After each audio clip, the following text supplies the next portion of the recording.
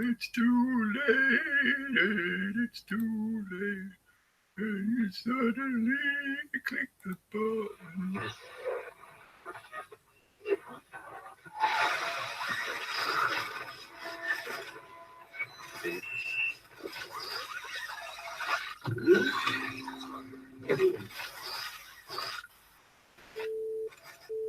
Welcome to your awakening. Please take all as your reality is adjusted.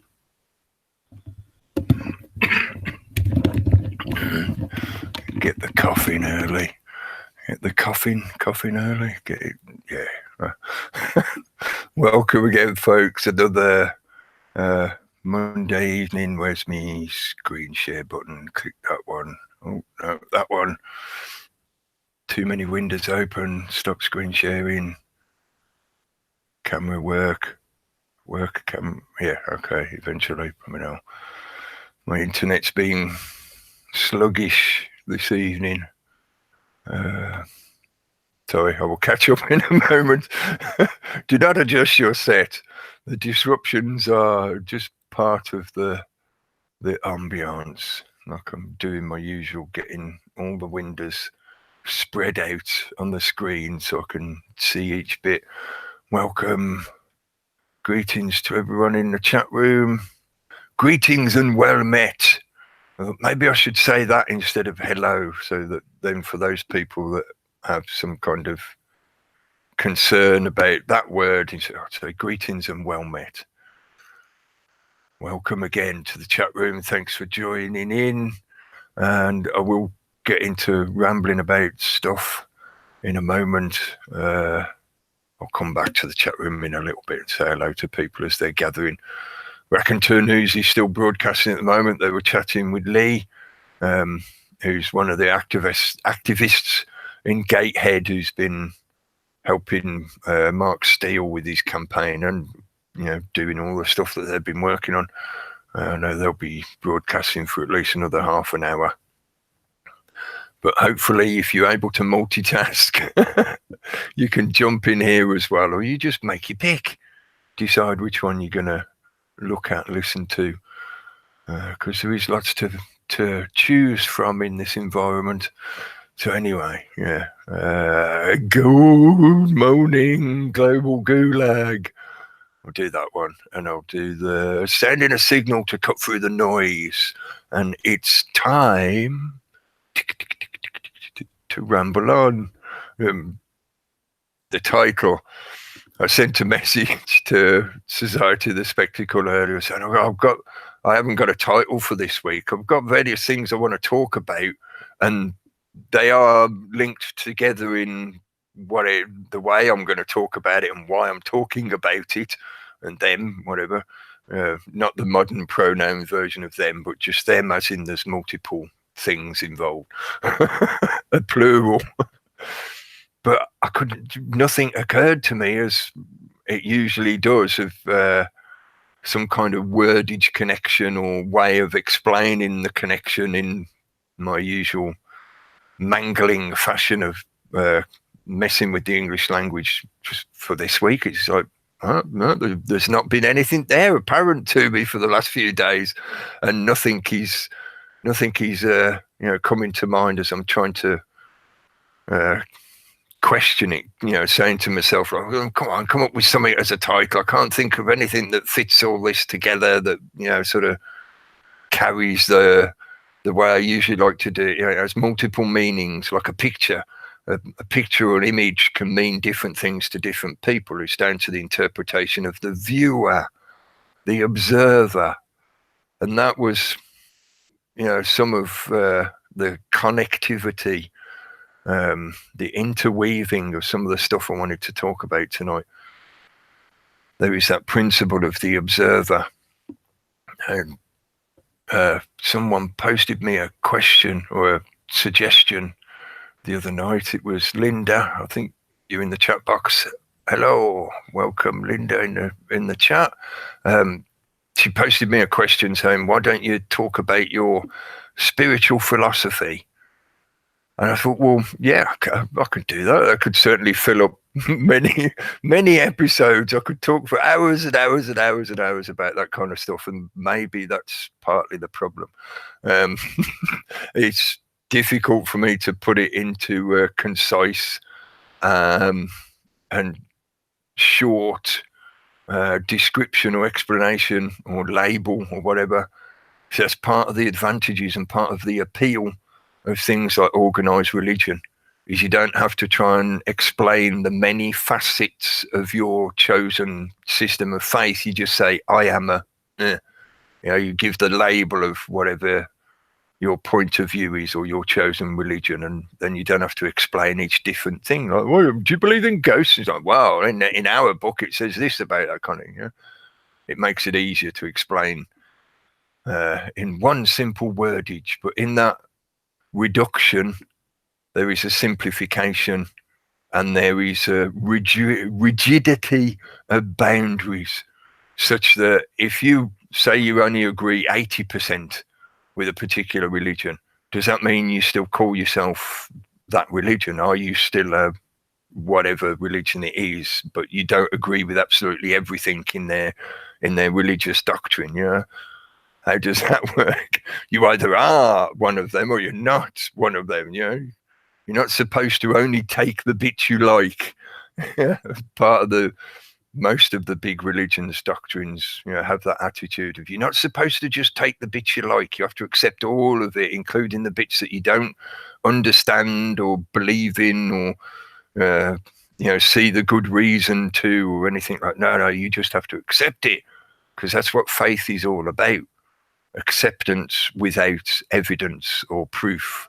It's just a sense, a feeling, and even, as many would say, a knowing. And that's for me a lot of what I base my point of view on. The title, Time to Ramble On, to a certain degree, it is somewhat connected in some of the stuff that I want to ramble on about. I'm not talking about rambling on as in I'm going somewhere else, I'm rambling off into the countryside or whatever. It's a nice time of year to go rambling now. Certainly recently in the UK, we've had an upsurge of temperature again. It's been somewhat warm again. So, the edge of winter, it's sort of, getting a little bit chaotic. It's bouncing a little bit. One day people are walking around in shirts and t-shirts and shorts and whatever, and the next day you got to get your big jacket on again because it's raining. It's a bit more like August than October. So nice time to go rambling. But no, I'm not talking about rambling off somewhere other than in words, in ideas, in explaining things like I often do. It's because I feel it's worthwhile to try and address as many perspectives as possible. From the observer perspective, there are many different ways to look at something. If you only see it from one direction, you might have a misconstrued idea of the totality of that thing. You might miss something like the dark side of the moon. Can you say you've really looked at the moon or observed the moon when you can't see the other side of it? And that's speaking from a average person point of view, not some secret government agency with special technology that allows them to do this, that, and the other. No, just average Joe, average you, average Jane, whatever. Have you truly observed the moon if you can't see the other side of it? Different points relatively give different perspective. And in one of the ways that this connects into some of the stuff I want to talk about tonight, one of those problematic areas in our experience of this reality is that this reality has that fourth dimension that we refer to as time. The linear progression of things transform from one state to another, and that gives us the impression, the sensation, the experience of time passing. It used to be that, and now it's this. It was one shape before, and it's somehow transformed through the mechanism of this reality into some other shape. And your position in that experience, your position in time and space, changes constantly. Often it will be imperceptible to you in your own subjective point of view of this experience, but it is changing constantly. So your perception is constantly being adjusted. You look at the sun at one time of the year and it's setting at a certain point on the horizon. You look at another time of the year, it's setting somewhere else. The impression of time, the passage of time, is constantly changing your observer position relative to everything else around you. Everything. And another somewhat simplistic, very reduced example, but I like to try and use simple examples and analogies and metaphors, because that makes it more transmissible to more people. You can do overly complex technical arguments. You can speak in a load of jargon that suits certain academic requirements, but then you constantly reduce how many people will actually get to the meaning of what you're trying to say or convey, because they'll have to fight their way through that those bramble bushes of figuring out, what's that word mean? How does that word connect to that? And why is it in that part of the sentence? What's it refer to? Easier to just do it in simple language and in simple terms that many people can understand. An example of that perception that for us, I say us because I think this is true for the majority of us, we have a certain time span within this physical experience. And that gives us a certain perspective on this environment. Because, for example, this simple example, you see that wall behind me? To me, at the moment, that's a solid brick wall. I couldn't walk through it. I couldn't do whatever, I couldn't put my arm through it or whatever, supposedly. I'm not going to try it now and break my arm or something stupid, but the point being, that's a solid brick wall. In a few thousand years, that won't exist.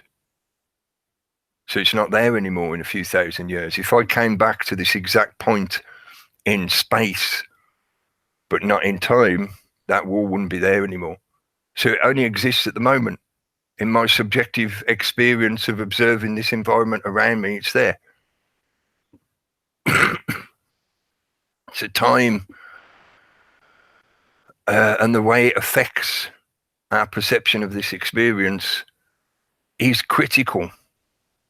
But for many people, for most of us, in that general experience of life, and certainly for the majority of us that go through a standardized education system, those kind of concepts or abilities to think beyond restrictions of the current environmental factors, see, overcomplicated jargon, but there's meaning there, is deliberately stunted. They don't want you to be able to think or consider things that have a much longer span of time, or even immense spans of time, because no, you're supposed to only be concerned with you now, only the next day, the next week, the next month. Have you made a 5-year plan?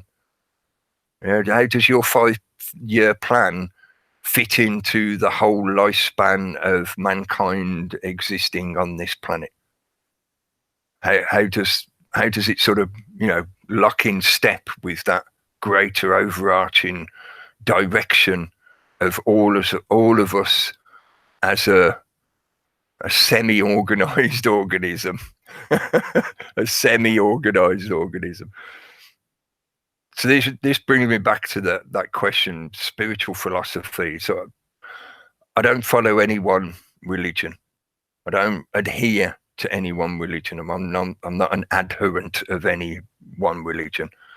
And I know for some of the religions, especially the big five and whatever, well, maybe not a couple of them, but the big three, the Abrahamic traditions, just me saying that automatically means I'm the enemy. because you're not allowed to do that. You have to pick one. You have to pick one of the big three, and all the others are wrong. Whereas two of those big five, I'm referring to things that are commonly used in academic jargon. So the big five, the three Abrahamic traditions, Judaism, Christianity and Islam, and the other two that make up the big five is Hinduism and Buddhism. I know Buddhism and Buddhists would argue that for one thing, they're not a religion, and for another thing, they don't believe in a deity. So they're more atheistic than they are anything else. But the structure and the infrastructure, the dogma and the doctrine, and the way they are woven into the cultural environment where they began from, they're woven into societies around the world, they are a religion. So even though I know they'll protest that, but they are a religion. They act in the same way as all the other religions, and they affect the individuals and the society, the world that they are part of, in the same way as all the other religions. So that's a big five. When I'm saying the big five, that's what most people are usually referring to. Yeah, I don't adhere to any one of them. I don't think any of them have got all the answers. I think all of them have got a lot of answers. They've got a lot of great answers, but there's also a lot of shit that I just don't agree with, or I think that it's just crazy in one way or another. So I don't say I follow any one of them. And for at least three of them, the Abrahamic traditions, that automatically makes me a bad guy, because you're not allowed to pick and choose. You have to accept the whole thing. You can't just take the bits you like. And there is that, certainly, that has been building up for probably now in a century, really, arguably, as part of various agendas. There's been a deliberate push to create something that can be called a kind of pick and mix religion, or pick and mix faith, pick and mix spirituality, where people are encouraged to do exactly that I'm describing. So, oh, well, if you don't like that bit, just don't believe in that bit. Only believe in the bits that you like. Only accept the bits that make you feel good about yourself. That kind of element of feel-good narcissism kind of stuff. It's woven into what I refer to as the New Age church. And that links into a lot of the agenda that's been pushed, the narrative that's been created since the 60s. But really, that links back again to the turn of the century and the rise of the things like the Golden Dawn, that new occultism that was really the beginnings of what people refer to as the New Age when they talk about the New Age. Yeah? I just codify it as the New Age church to represent the structured agenda that grew out of the social movements, or the system's attempt to deal with the social movements that were organically developing in the 60s, in the 50s and 60s. As a side note on this, that kind of stuff chatted a little bit about on Friday night with Jeff C. and some of the other guys that are patrons to his channel and friends of his channel, as it were, supporters and people that have followed his channel for years. He sends out invites on it's an invite only thing. So I can't, it's not an open hangout. I can't pass on the link to people or whatever. But the point being, anyway, we had a fantastic conversation. If you want to check it out, it is quite a long one though. So you'll need several hours to work your way through it if you wanted to. But we did speak a little bit about that kind of stuff during that conversation. That's part of why I felt it was worth bringing in to tonight's broadcast and adding it in, because it links into, I feel, it's a necessary part of my explanation. If somebody asks me, what's your spiritual philosophy, or what's your faith, what's your attitude to life, when it comes to those questions that many people turn to religion to find the answers for. It's all part of the way the psychology and the methodologies of how systems of control have been used to manipulate us or outright control us for thousands and thousands of years. Organized religions are very good infrastructures to manipulate people en masse. to manipulate large masses of people.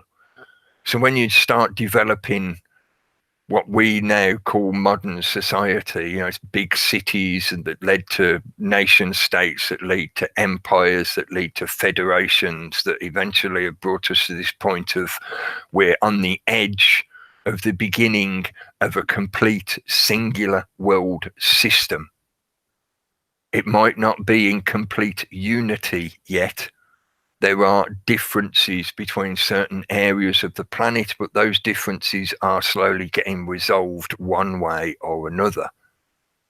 Most of that one way or another is in the bad way.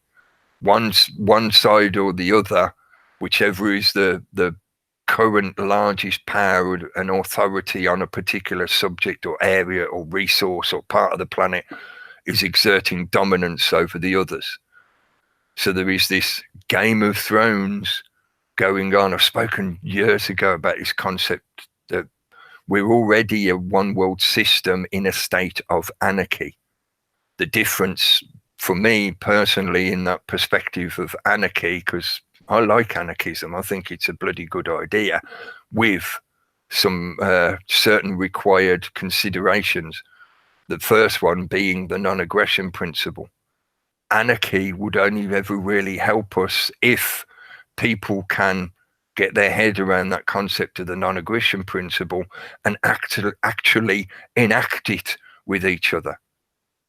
We'd get on with each other a hell of a lot better if the majority of people were following that kind of structure or rule, for want of another word. You know, people don't like the word rules or laws or whatever, but that's what you're talking about. It's a principle, an ethical standard, a moral code, whatever you want to call it, but it's a principle that if people stick to it, it helps us all because we all end up benefiting. Both sides of an argument benefit, not one defeated, one winner, etc. One master, one slave.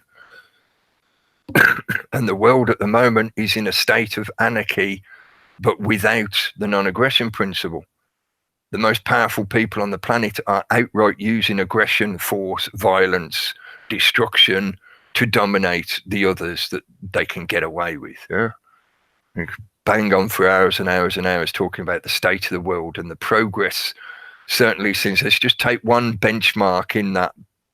Think of the brick wall. Remember that brick wall behind me? That one benchmark in the perception of time of 9/11 and the changes that have occurred in this world since that time, since that period that we refer to as 9/11. Part of the system's agenda is to try and drag people down into argumentum ad infinitum. In other words, there is never any resolution to what's being discussed. It just ping-pongs backwards and forwards forever. And that's what they want you to do. This is part of the reason why they push the concept of getting you to argue over which particular celebrity figure you like or dislike. So is such and such person an agent or a shill or a bad guy? Is such and such politician a good guy that you should support? You know, they want you to pick a leader, get behind that flag and attack anyone that is not also behind that flag. Works perfectly for them because it creates this constant ping pong when people are expending all their energy in that pretty much pointless argument when it comes down to it most of the time. And you're not utilizing that energy in any other way that would create any kind of change to the system that is counter to the direction they want to take it. Refer to the subtitle, reeving. Reeving is a word that means the passing of a thread or a rope through an eye such that you end up linking it together to something else. You know, so if you take one length of rope and you want to attach it to another length of rope, you would create a loop in one, and the reeving is the act of bringing the two ropes together and binding them together. Yeah. If you apply that to the concept of the fasci, and the power is within the unity of the multitude, you know, the bringing together of the multiple individuals and unifying them to a single cause such that they can act as one. So therefore they are stronger than anyone else, any other individual, because they're a mass of people, a mob, and all that kind of shit and whatever. Yeah, but the point is that fasci, the very act of bundling those sticks together and tying them together, would not be possible without the rope. It would not be possible without the knowledge and skill and ability to wrap that rope around all those sticks and tie it up or bind it up in some fashion such that all the multiple individual sticks become one big log. Yeah. So I thought it was appropriate to, when I was trying to think of words that are not often used and have various meanings that can be on multiple layers subtly applied to a lot of the kind of stuff I'm often talking about, the reeving. There's a recent, I know it might sound like I'm jumping around a little bit. I promise I'll come back and I'll reeve this back together in a minute.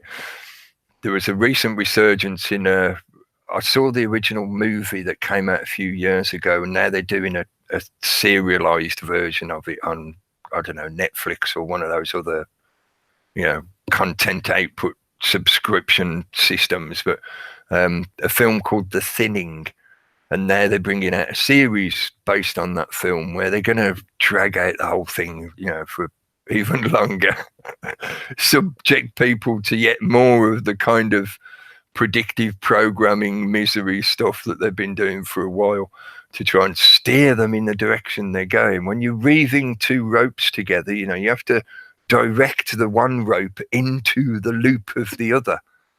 And that's the skill of the controllers, manipulators, usurpers, that I've often referred to when I'm ranting about how they herd people. They create two extremes. You got a punch and a Judy, one on either side of the pathway they want you to follow. And Punchy's banging on a saucepan, and Judy's got one of them spinny, clacker, noisy things.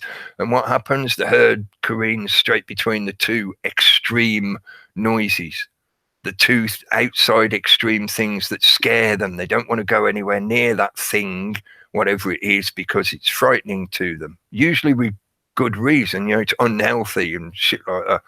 It's dangerous. It's risky, whatever.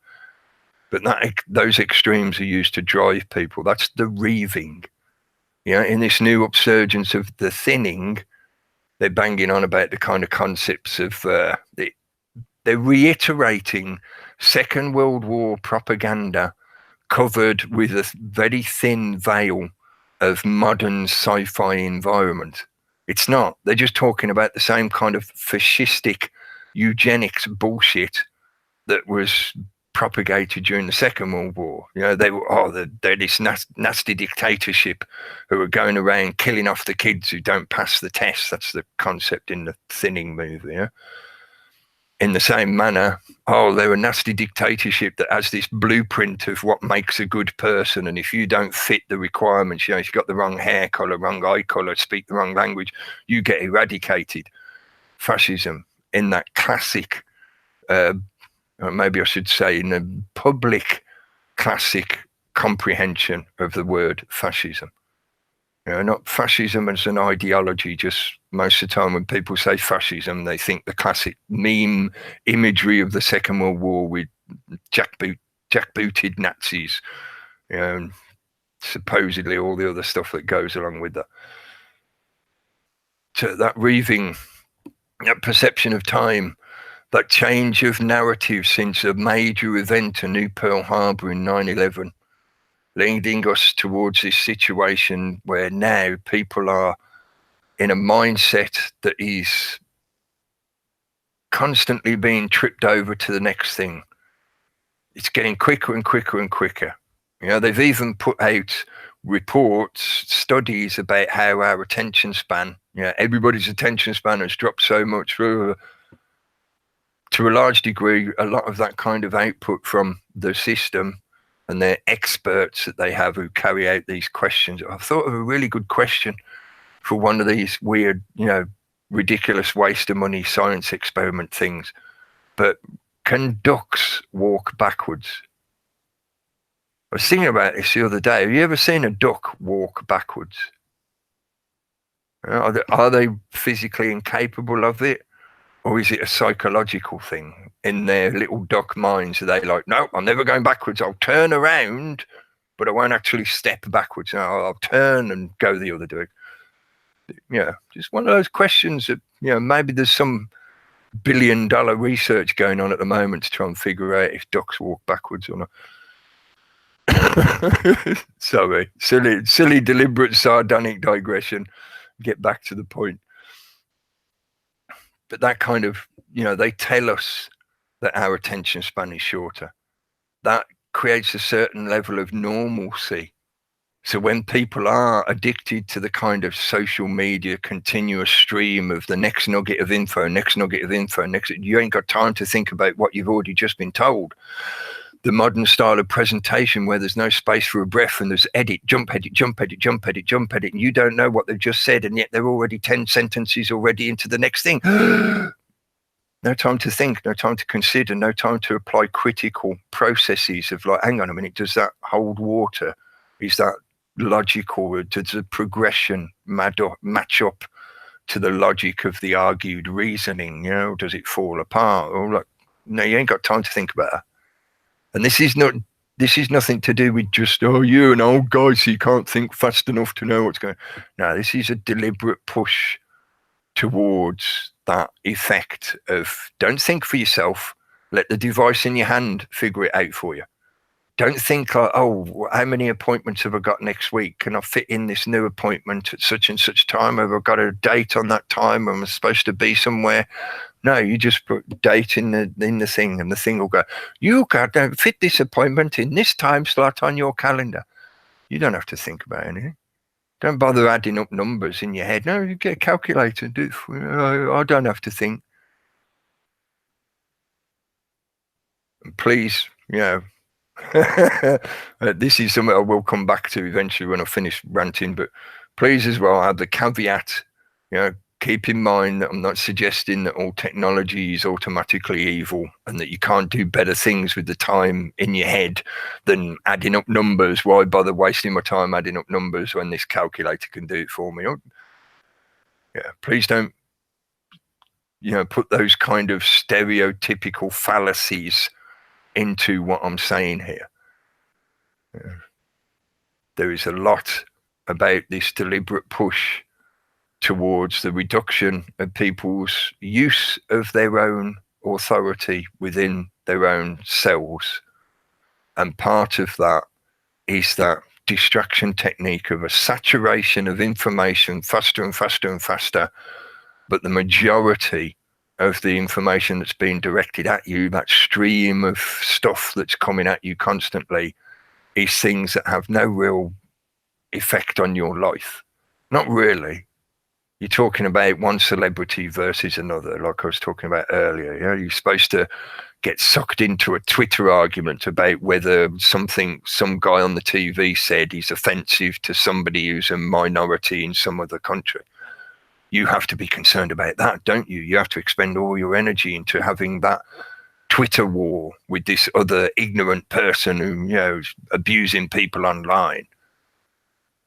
And again, caveat, I'm not saying you shouldn't stand up for people that are being abused or the people themselves standing up for themselves. I'm not saying that at all.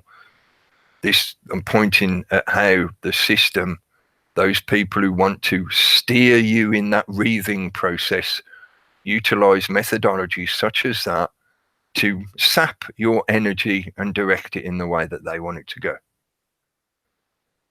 So the reason, or some of the reasons why I wanted to get into talking about this kind of stuff and why it connects into my spiritual philosophy on things. There's a lot of chaotic stuff going on at the moment. The murder of the journalist in Turkey, in the Saudi Arabian, was it consulate, not the embassy, consulate, I think, Khashoggi, being pretty obviously done down and dismembered, and whatever's happened to him, if it even did happen to him, and that's part of the reason why I'm mentioning it, because they're quite happy to start telling everybody about this all of a sudden, even though Saudi Arabia has got an immensely long track record of human rights abuses and funding terrorism activities and silencing journalists, including killing other journalists, stuff like that.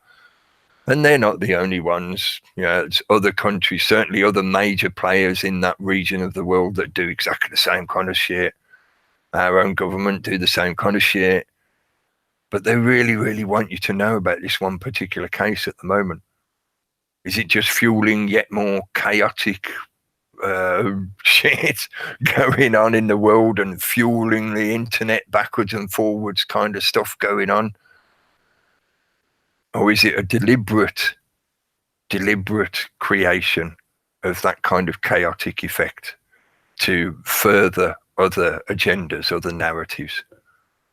Is it now the right time for them to switch gears on the way the Saudi family, the Saudi royal family, supposedly, in the nation of Saudi Arabia, is being utilized on that grand chessboard? Is there other shit going on while everybody's talking about Khashoggi? Like the multiple people being shot on a daily basis in Gaza. Multiple people. This is not just like one journalist. One journalist has been killed by, blah, blah, blah. There's multiple people just being shot down while they're protesting. And I know it's not, it can be argued it's not peaceful protesting in many situations. They are throwing rocks and, you can't really call it peaceful if you're being pedantic about the use of language, but throwing a rock at a tank, it's not warfare. It's not equivalent, or it's not an equivalent balance of power. It's not justice, because the word justice means balance. When you get justice, you get a redress of things that you have lost or you are losing out on. So it's bringing balance back to a situation. Somebody throwing a stone at a tank, it's not justice to then shoot that person dead. That's not balance, no matter what they say. But all that shit going on. The Theresa May situation at the moment looks more likely that it's probably going to be a vote of no confidence, and the whole Brexit situation will get even more chaotic. We've been talking about that a lot recently, so I'm not going to bang on about that, but I thought it's so appropriate that at the moment, they're just adding more chaos to that situation. And then I was listening to, so this is not one singular thing that I'm basing what I'm saying on, certainly not anyway. I mean, in terms of recently over the last week, there's been a few little things that have gone on through the week that have added into this thought pattern. One of them was I watched a video from Larkin Rose. I try to watch all his videos, but I just haven't had the chance recently to keep up with everything that he puts out. Maybe I've missed some stuff previously, but I saw this one where he's talking about another YouTube celebrity. And even though, he does sort of call him out very directly, because I think he was having a go at him, but it's not exactly having a go at him. Having a go implies that somebody's attacking you when you've done nothing wrong. So it's that kind of abusive having a go. And he wasn't having a go. He was just pointing out this other guy's blatant abuse of other people. So he was trying to reach justice. He was looking for redress and balance in that situation. You've got to point out these bad people when you see them. You let them carry on doing what they're doing, then they end up abusing more people.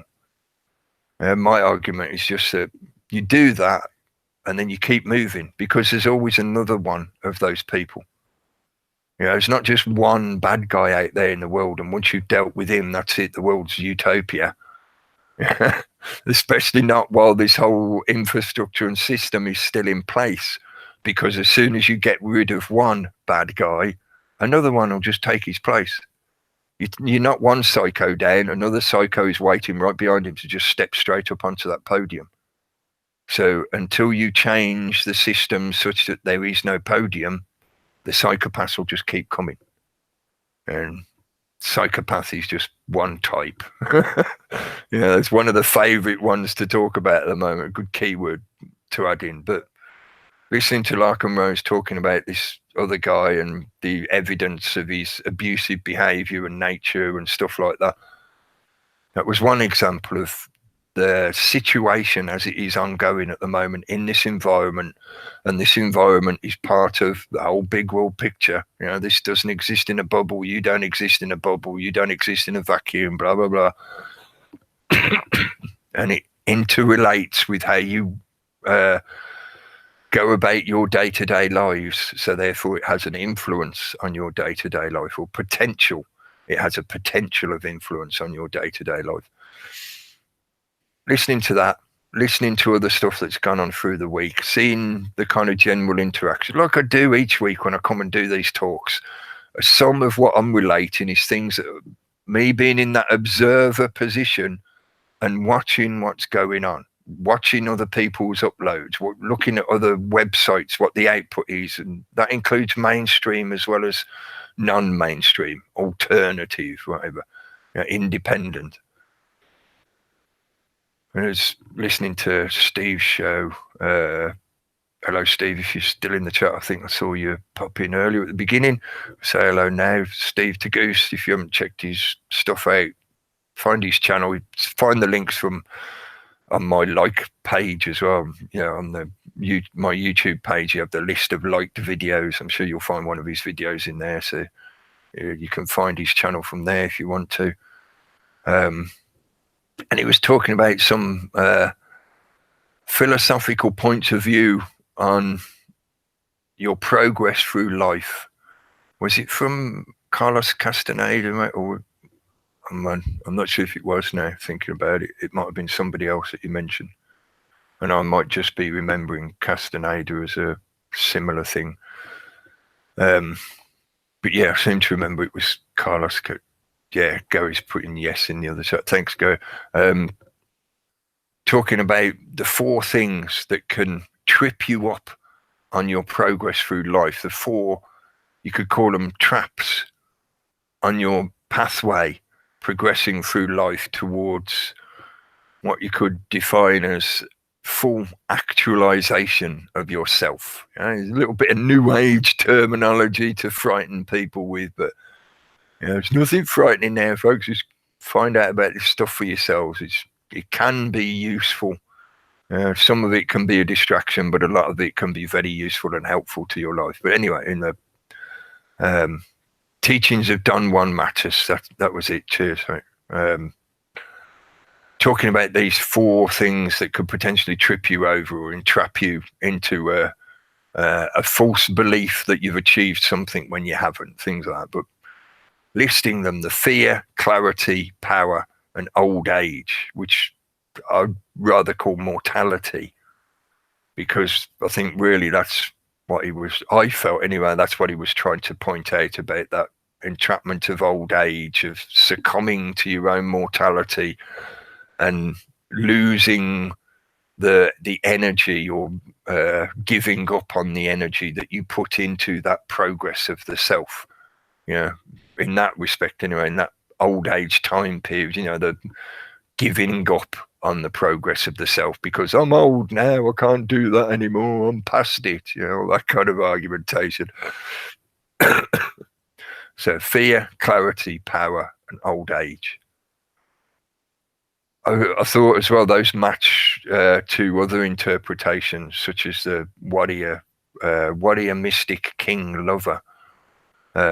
Warrior obviously for fear, mystic for clarity, king for power, and lover for old age or mortality. Because when you're a lover, you are procreating a new generation. So it is that acceptance that your own existence is mortal and you will eventually leave this environment, this reality. But that doesn't mean that you can't add to this reality. If anything, you should be adding to this reality, you know, adding to creation. And from a human-centric point of view, you know, it's not just about adding children, and children doesn't necessarily mean your biological progeny. You know, you can have children in many different ways. It doesn't necessarily mean it's another human being, you And I'm not suggesting that people have pet animals that they dress up as a child or whatever. No, I'm using the word child as an analogy or a metaphor for so many other things. Yeah, a charity can be somebody's child. Yeah, and I know those kind of situations can be abused and whatever, but in the reference I'm making, child does not restrict itself to being just your biological progeny, but lover and that working against your own mortality or defeating your own mortality. It is a complete delusion to, I feel, a question on my spiritual philosophy. It is a complete delusion to expect or even demand that you will stay in this realm forever as you are now. This brings us to that question of ego and self and stuff like that, but I will come back to that eventually. I'm getting there. That I felt, lover, as in you create a union with the way our physical bodies work. That means you create a union, you have progeny, you have children. That is you defeating mortality. That is you overcoming mortality. Not as in you make yourself immortal. Not as in you turn yourself into a data dump in an AI system or a cloud-based system that then allows you to plug your supposed consciousness into a robotic body or avatar, and that's now, you're immortal. This reality already has mechanisms built into it. As soon as you enter this reality, the mechanisms are all there. Every tool you need is already here. You want to best mortality, you want to overcome mortality, create within this realm. Add to creation. Add to creation. And that proves that you exist beyond your own physical mortality. You leave something behind in this world, others pass it on, others appreciate it, others make use of it, others benefit from it in some fashion. That's true immortality, not immortality of the physical self, of the physical body, of the egoic self within this persona that you think is you.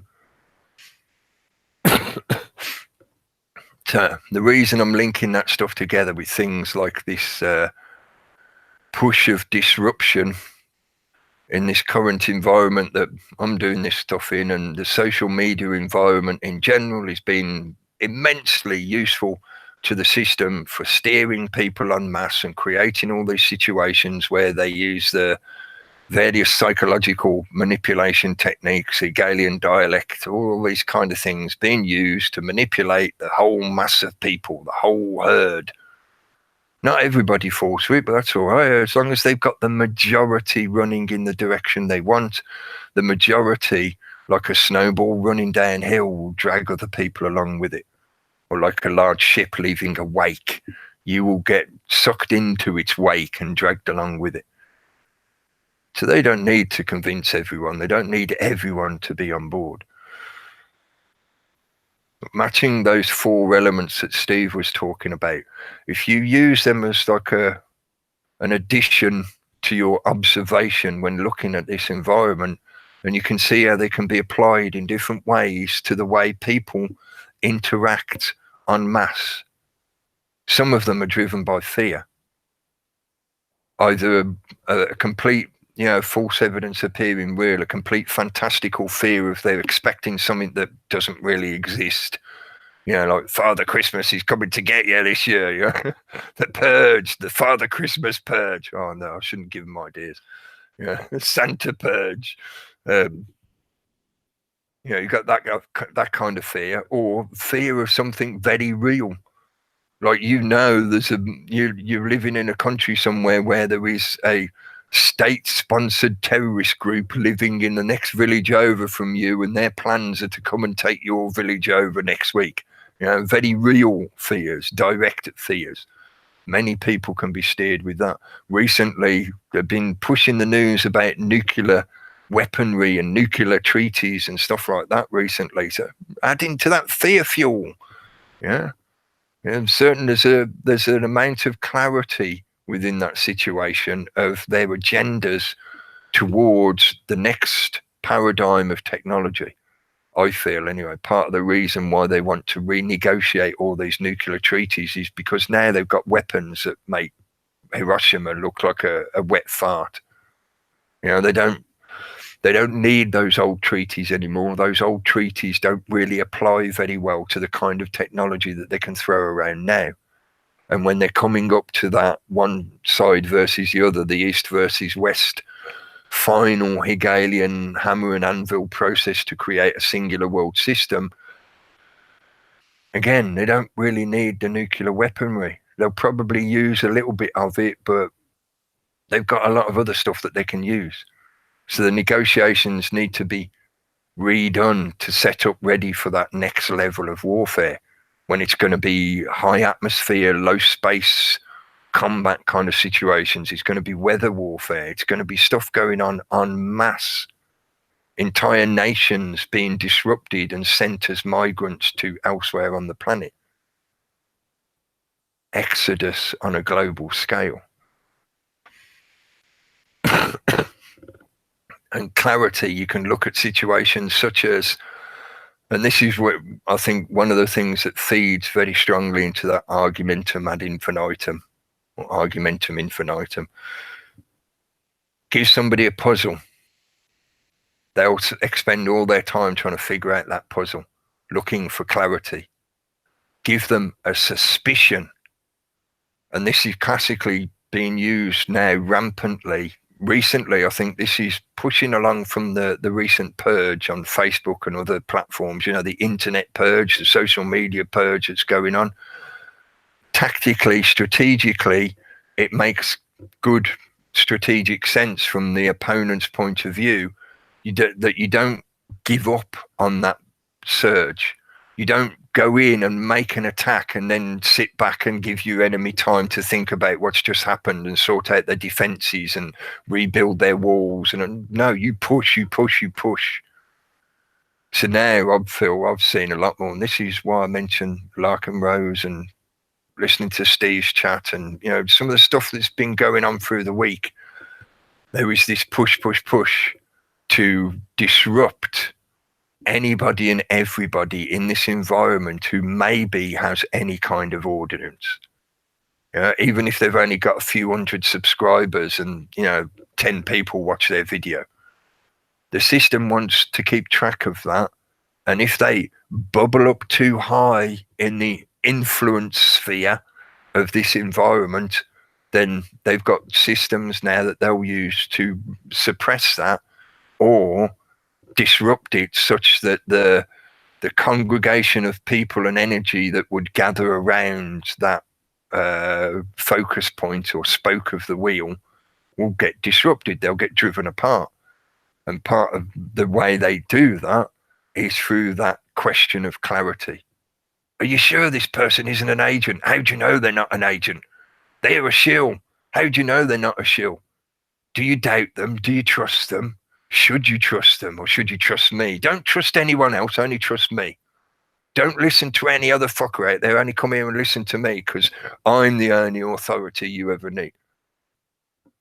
It's the same problem that I've been banging on about for years, yeah?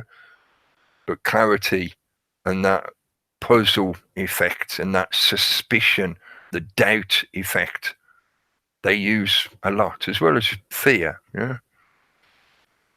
Power.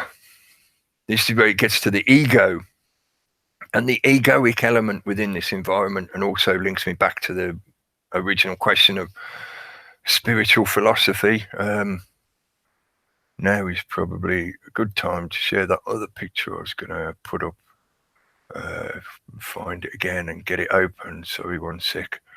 The egoic self and the delusions of grandeur and the pursuit of immortality, the accumulation of stuff, of physical density, of matter. All these things come under that remit of power. And you seek power within this realm. What it is they're seeking is that immortality of the physical, the eternal external. I've talked about it before in another show. You know, people's need or illusion that they have this need to be here forever in the sense of what we call physical, because, you know, physical is just a perception. In the same way as I just use that simple example of the brick wall behind me, physical is a perception. In 100 years' time, your body won't be physical. More than likely. You'll probably have passed on by then. Yeah, in 100 years' time, things change. You know, the wall behind me will crumble to dust in 10,000 years. It's not physical anymore. It's changed its form. The energy that constitutes it is still there, but it's been changed. It's been turned into something else. So physical is one of those very difficult words to use correctly in context. But they like to teach it to the majority of us as if it is an absolute and a sacrosanct that can't be questioned. This is physical, mate. If I hit you with this baseball bat, you're going to feel it. It's like, yeah, that doesn't mean there's anything actually there.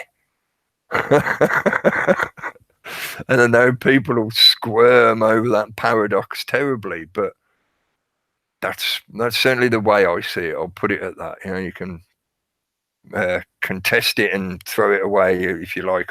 That's up to you. That's part of my spiritual philosophy as well. I'm not here to proselytize anyone. I'm not here to convert you to my point of view. I'm not here to insist that you join my religion. I don't need to. That's one of the hardest things. It took me donkey's years to realize that. And I think it's something that many, many people get stuck on.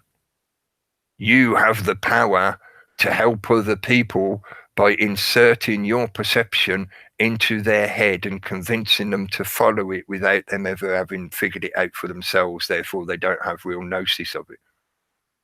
You can't do that. That's aggression.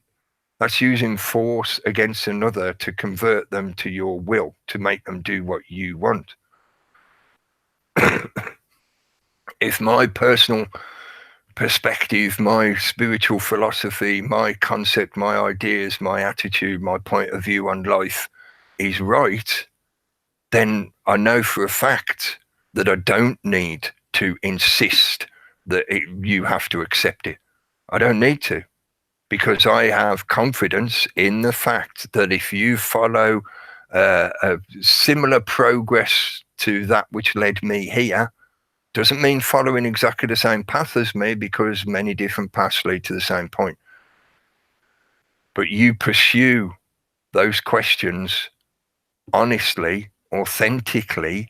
In other words, you have to keep moving. If you find out that something disproves something you believed years ago, you pick that up, you keep moving. You do that process. Eventually, I am confident that you will get to a point where you realize this stuff for yourself. I don't have to tell you. I don't have to insist that you agree or adopt my point of view, because you'll figure it out for yourself. You will eventually get to a point where you realize, oh, I could have all this power of the king and I can dominate all these other people to do what I want. But then in effect, they're no longer people. Because the thing that makes people people is the fact that they're not me. And if they're not me, then forcing them to do what I want means I erase them and put my own self in their body. So they become like an automaton under my control. So that's the same as killing them. I'm killing their personality in their heads and I'm taking them over. This is a lot of the psychological methodology that the system has used. I've talked a little bit recently, but I've banged on about it many times in the past over the years, that a lot of what the system does is create icons that it then encourages us or indoctrinates us to clone ourselves after. So when you're like, for myself, in my personal experience, when I was a young kid, I was encouraged in that kind of, you'll grow up to be a man, therefore you do manly things. And one of the manly things you can do is join the armed forces, protect your nation, fight for the ideology that creates your nation state, defend the homeland, defend the tribe. And that is subtly, constantly, less subtly now these days, it's more blatant and in your face these days, encouraged and indoctrinated into young people, so that as they're growing up, they think that's the right way to go about this situation. And they get validation from the group mind around them that pats them on the back and saying, yeah, we saw the same indoctrination stuff when we were younger as well, but we decided not to do it, but we're glad you did it for us. We abdicate our will to self-survival into you, and now it's your job to keep us alive. And this is the same principle that they use to justify their structures of hierarchical authoritarian systems. You have to have a prime minister because you're not capable of looking after yourself. Therefore, you need this other person, and you abdicate your own authority into them, and then they will look after you. And it sounds great at first, until the person who's in that position, who's supposed to be the one looking after you, the nurse that's supposed to care for you when you're ill or incapable, turns out to be somebody of the mindset like I've just described, who's convinced that the only stuff that exists is physical, and therefore the only real thing to achieve in life is domination of the physical, which includes all the other meat sacks around them. Because if everything is physical, you're just a meat sack that's experiencing phenomena in your brain, like farts in your brain, that make you think you're actually alive and sentient and sapient and making your own choice. No, you're just farting in your own head. So therefore, I have the right to dominate you. Oh, never question the fact that if you've got farts in your head, then I must have farts in my head as well. But oh, no, I'm real, but nobody else is. So this adds into this bullshit NPC meme that's been pushed around recently as well. There's an element of truth of calling out that group mind, clone mentality, abdication of self-authority, but at the same time, it's also pushing the very psychological mindset that perfectly suits the system. See everybody else around you as just being an NPC, an automaton, a meat sack, a clone. They have no value. They have no right to be here, for want of a better word. Right is not the right word. But I think you'll know what I mean. Seeing other people as just being an automaton, an empty vessel that can be used like a tool. That obsession with the physicality, because our perceptions, our 5 perceptions, demonstrate to us what we perceive as physical. That's the word they give to it. Your experience of touching things, tasting things, seeing things, hearing noises even though noise, you can't exactly see it, but you can see the thing that's making the noise. Physical, physical, physical, physical. That's what they keep insisting constantly. Physical, physical, physical. But there is more than just those 5 physical senses. I do believe there is a 6th sense, even though it is cartoonified and simplified and commodified into selling you junk crap to make you think that you're tuning into this, that, and the other. But there is a 6th sense. There's probably more than that, arguably, really, because your instinct is part of your senses. I think your instinct, get me words out tonight, your instinct is your physical processing of the material that you're taking into your body. So what's going into your gut, what's going into your lungs, what you're breathing in. It's not just the scent of it. There's more information coming in that just, I can smell fish and chips. Well, that tells you many things, doesn't it? And when you add that into the other senses that are going on, the information that your skin is picking up. Your skin is the biggest organ of the body, and it's electromagnetically sensitive. So you're constantly like a sensor machine. You are picking up information from all over the place, from multiple directions, multiple layers, from different elements within this environment, this reality. That all is fed into that subtle, unconscious sensation that we refer to as instinct. I walked into the room and I got a bad vibe. There's many layers of communication going on there that feed into that sensation that we refer to as instinct. The sixth sense, I think, cues more to that electromagnetic field that we are sensitive to via primarily our pineal gland. But I think there's also elements in that, like I mentioned about the skin, and there are other sensations. Your bare feet on the ground, so that you connect into the magnetic field of the ground on Earth, not on concrete. But connecting your magnetic field to the ground. All those kind of things feed into what people commonly refer to as sixth sense. And that really is your ability to sense and to be aware of what you cannot see with your five physical senses. You can smell the fish and chip shop, but your skin picks up the electromagnetic resonances that are output by that installation, that thing that we refer to as a fish and chip shop. There's various things going on in that whole environment that would be outputting information that you pick up on subtly that you're not aware of. And I mean that, as in not physical, not what we normally refer to as physical. So not just the scent molecules or, even the heat that's radiated from the counter, because that's a physical effect as well. Yeah, that's that radiative effect of the transmission of heat through the materials in between. There's more that you're picking up on. Even, I know people argue that the EM field is something that's generated by physicality, but that's when we then get into the fringes of science, because there are counter arguments that say it's the other way round, that this perception of physicality is an illusion that we construct for ourselves to enable ourselves to move through this soup of electrical activity. Physicality is generated by EM fields.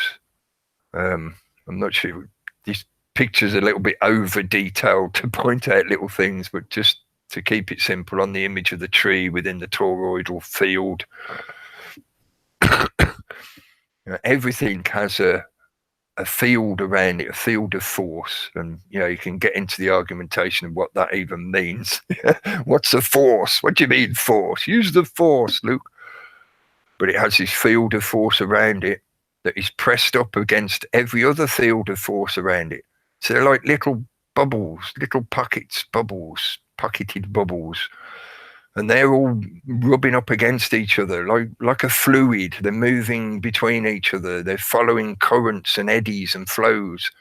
And some of that is stronger and some of it is weaker, depending on the interaction of the various elements that are rubbing up against each other.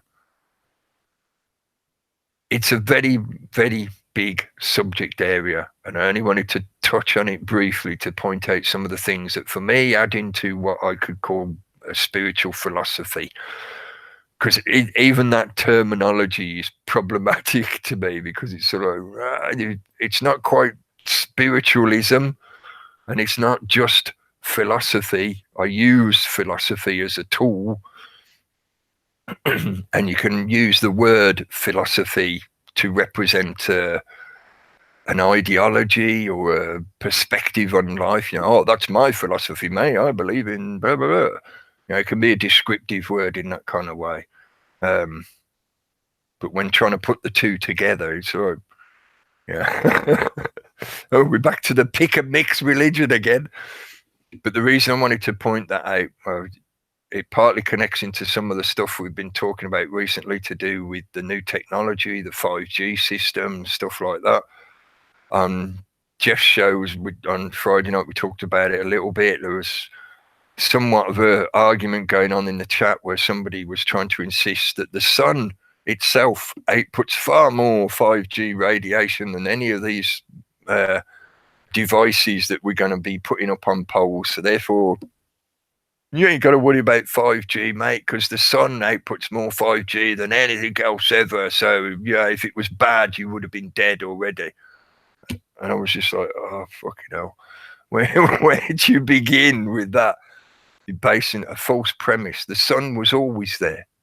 The sun was there when we developed in this environment. So our very development, our very biology, our psychology as well is already attuned to the sun being there. We already are capable of coping with the sun's output. When it gets too much, we go indoors, we go into shelter. When the sun's too strong, we shelter ourselves so that our skin doesn't burn. Yeah, with those additions, which is could be argued as well, is a modern thing.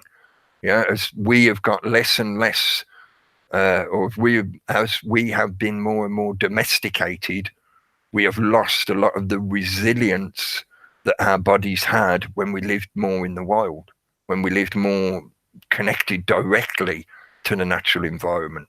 I doubt very much that cavemen got sunburn. Maybe in like the depths of the Serengeti or something like that, yeah, but in general, no, they didn't get sunburn and they didn't fucking use suntan lotion. So this very concept that, oh, the sun's out putting 5G all the time, therefore you don't go to. It's a false, you're basing your argument on a false premise because you're using something that is, it's nonsensical in that argument, right? The sun's always been there. But this kind of stuff, this is why I talk about this kind of stuff from this direction. This technology is an addition to our natural environment. So if we've all got that force field around us, that EM field that for us as humans primarily generated by your heart, but is also added into by your own thinking, and the engine that is your guts, the fuel that's being generated out there, all of that is radiating into an electromagnetic field around you. If you then bring in an artificially created magnetic field, like a smart device, or a generator of some kind, anything that generates an electrical energy artificially, not in a natural sense like our own heart generating it, is something that is outside of the normal natural environment that we are developed to live within. So if you're doing it in little bits and you're making use of it carefully, then it probably won't matter. Small amounts, your body will probably cope with it. Your body will be able to process it and not be damaged by it. But when you increase that, let's put it this way, like somebody suggested in the chat, say, well, why don't you get several mobile phones and strap them to your head and see if that works for you, mate. See if you get a brain cancer, brain tumor from that. Yeah? But that's, to me, the crux of the problem with this situation. They are already using technologies that far surpass 5G. Some of those technologies are interwoven into things like the NextRad network, which is part of the thing that they use to fuck with the weather and fuck with the atmosphere. So as I mentioned earlier, the stuff to do with the nuclear arms treaties, that it could just be that shift of paradigm that they want now to move on to new treaties that deal with the new style of weapons, the scalar weapons, space-based shit that they're now going to start rolling out. They've already started rolling out, really. But yeah, so anyway, before I digress any further, going back to that main question, the spiritual philosophy. I could talk for hours and hours and hours about stuff like that. And a lot of it, like I say, would be somewhat amorphous, not very hard and fast boundaries on it. And that brings me back to that main question that I felt was relevant and why I thought it was good to put the two things together and see how they link together. I mentioned earlier that purge, the Facebook purge in particular, but this general purge that's been going on in this environment where they are delegating who will be an allowed speaker and who will be shut out. And it's them doing the delegating. It's not you, because you always had the ability to just click that off button. You find what somebody's saying offensive, click the off button. You find it boring or convoluted or whatever, click the off button. But now they are deciding what is going to be there when you click the on button. So your choice of being able to look at something and go, hang on, nah, that guy's talking shit, I'll click it off. You ain't got that choice anymore. And I feel that a lot of that that's been going on recently, like a rolling wave or that snowball building up speed down the hill, they're going to keep pushing this. And this is going to get more disruptive, especially when it comes to the personalities that will be faced off against each other constantly. That's going to become the main thing. As a side sort of analogy, look at the kind of celebrity culture environment that they present in movie like The Hunger Games, where there are these people that basically just don't do anything apart from follow fashion trends, and the fashion trends include ideas and ideologies. It's just a fashion trend. They play with it for a bit and then they do something else. And that is reliant on, and this is get to the crux of the point, crux of the problem, the cross. It's reliant on people continuing to be in that state of mind, state of self, where they're convinced that everything is physicality, is material, therefore they are just a meat sack, and they want more time to enjoy their dopamine, more time to enjoy their GMO and their celebrity gossip on TV. So they abdicate their self, their authority, their control, their agency to outside elements. And in doing so, they are subject to those tides and eddies of how the system steers them into the reeving to join them into the next phase, into the next chapter of the narrative or agenda.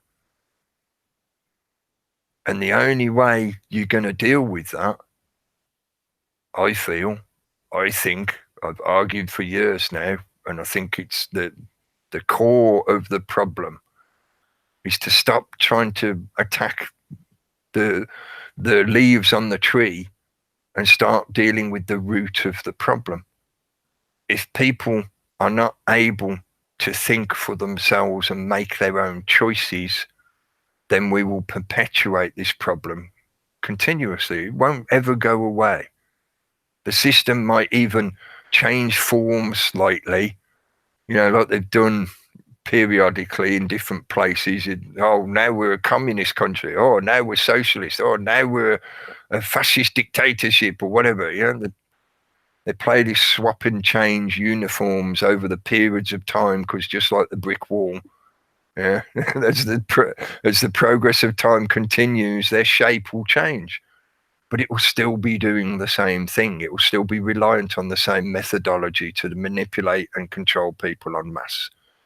And it's got better and better at doing that and being able to do it, because the technology to enable that structure has become more and more ubiquitous and more capable of carrying the messages in a way that it disguises itself. So, it wasn't me that told you to do that. Oh, no, it wasn't me that told you. No, you just saw a symbol and you thought that meant that you should do it, didn't you? Yeah.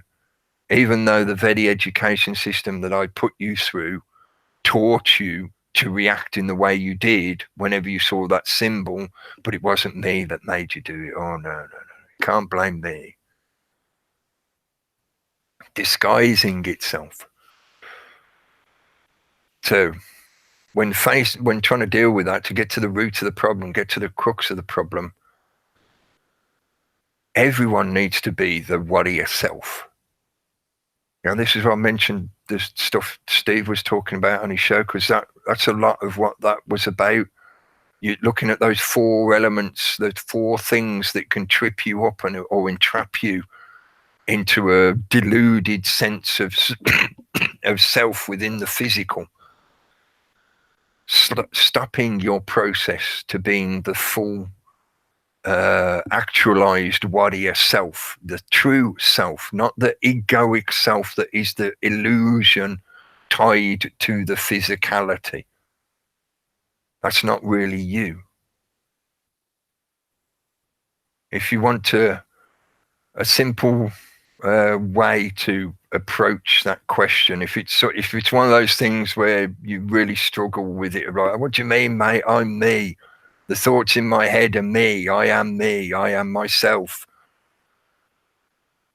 Just a simple way of realizing that there is a difference between the outward you, the you that interacts in this physical sphere, including the interactions with the system itself and whatever. Your straw man is you, but it's not you, is it?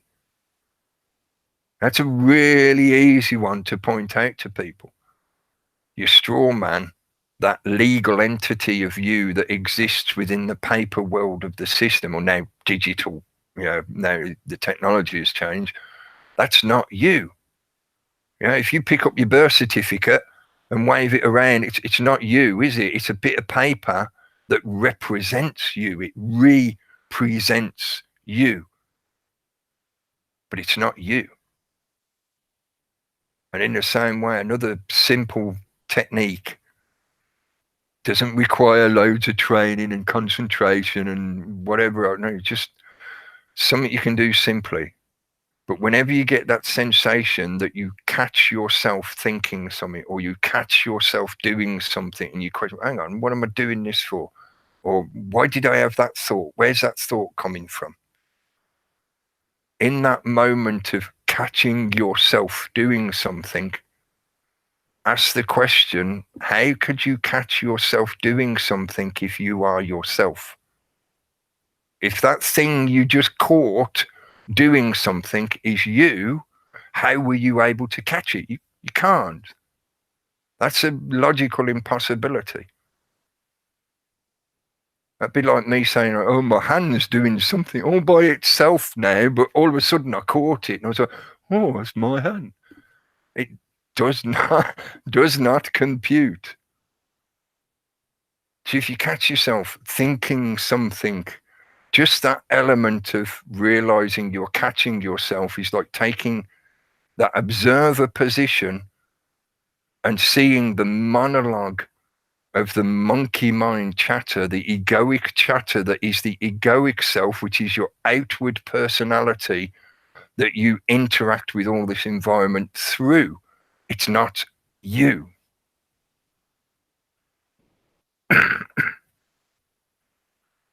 Can also be a good way to get into a meditative heightened state. If you use that kind of technique to sort of catch a ride on the observer frequency, as it were. It's a little bit like tuning into a radio station that's quite faint, but it's there. And if you persist, if you keep at it, if you practice, you'll eventually be able to refine where it is on the dial. And in future, you'll be able to go there, go to that observer position and let me look at myself. And one other thing I'd add to that before I shut up and stop rambling on. It's time to ramble on. And I know I've only very loosely sort of addressed the question of what's your spiritual philosophy, but this is part of my approach to life. We're not here in isolation. None of this is occurring in a vacuum. All of us are fragments of the same thing. We're all a fractal iteration of the same thing. In the same way as there are seeds in the middle of the apple, the seeds they're separated, they're defined as something different from the apple as a whole, but they wouldn't exist in the first place without the apple existing. So they're not separate from the apple, even though they have their own distinct likeness, their own unique distinction from the whole that they exist within. You're the same thing. We're all the same thing. Everything within this environment, within this reality, is part of the same thing. And that is a symbiotic relation with this perception of what we call physical reality, physical existence. And I see it more as like a required sequential processing, in the same way as everything in this reality is a transformational process. A different, from our subjective linear-based perception point of view, a relative point of view, we see it as an apple seed, but in 1,000 years it will be an apple tree, and in another 1,000 years it will be something else. Yeah, the energy that made that thing what it was is still there. It's just been transformed again and again and again and again. And it depends at which point in time do you look at it. Which point in time do you look at it? Just like the observation problem on the quantum level, which time do you look at it, that affects what you see. Which time do you look at it, it affects what you see. I look at it in 1,000 years, it's an apple tree. I look at it in 10,000 years, it's a brick wall. The agency of the elements within this environment that can act upon this environment are also part of what make it what it is. Yeah? So your ability to have will and apply your will in this environment is part of what makes this whole thing what it is. So I don't, some of the elements of those organized religions that I don't agree with is that aspect of you just abdicating your power, like you're in spiritual old age, in like the other example with the fear, clarity, power, and old age. Yeah? It's like you're abdicating your participation in this reality, spiritually abdicating it, because, oh, well, God knows better, so just let God get on with it. God knew so much better that God gave you the ability to have the symbiotic interaction with this reality. So are you saying God made a mistake by giving you the ability to do what you're doing? the problems with that just tumble and tumble. It's a domino effect for me, which is part of the reason why I don't go anywhere near the organized religions, the churches and whatever, because of that kind of shit. You don't need a religion to be a good person. You don't need some kind of singular authority to tell you, oh, this is this, and you must follow this rule book to be a good person. You don't need that. You can be a good person without any of that shit. And there are elements within this environment that you can interact with and pick up on and be aware of. You can sense these things. That was the other thing I meant to add before I digressed on myself. So yeah, it is a symbiotic interaction. Yeah, we're all those little bubbles of iteration, a fractal iteration of the whole, but at the same time, we're interacting with lots of other iterations of the whole. Yeah? There's never just one apple seed in the apple. There's a few of them. They're all in there in the same way with us in this environment. And it is the coalescence of the different points of energy that create the flows, the bigger flows that we, in a physical way, you could say are the equivalent of political power. So to me, I'm not so much concerned with the political powers. I know they can have an effect on our real world. Yeah, they have an effect on my daily life every fucking day. But when it comes to that point of the spiritual philosophy of how you make your way through this life, they are things that exist in this realm. The very bullshit that the politicians throw at each other all day long, the celebrities, the argumentum ad infinitum in this environment, they are the bullshit of this reality. They'll stay here. They're stuck here in this density. Those ideas are stuck, cemented within this density always. They'll never be able to get out of it because they're not applying to anything other than physicality. Political systems are made to accumulate physical wealth and human resources, which are, as far as they're concerned, just the same thing, physical wealth. How can I, bring in all the crops in my farm fields myself? I wouldn't be able to. So I use others. I use automatons that are forced to follow my will, and I order them out into the field to bring in all the crops for me so I can sit on the wealth of corn. I can get fatter and fatter and fatter because I've got so much wealth, physicality, stuck in this density, trapped in this density. They're not progressing up that toroidal field. They're not progressing along the flow of the frequency. Sorry, I know I've rambled a lot. That's why I thought the title would be better, appropriate as time to ramble on. And I haven't even sparked up my smoke yet. So you see how much I ramble on this topic, and it will become quite twisted and convoluted because there are so many elements to bring in. But I wanted to try and at least address that question a little bit, and also point at how I think it can be applicable to some of the stuff that's going on at the moment in this environment, in the world.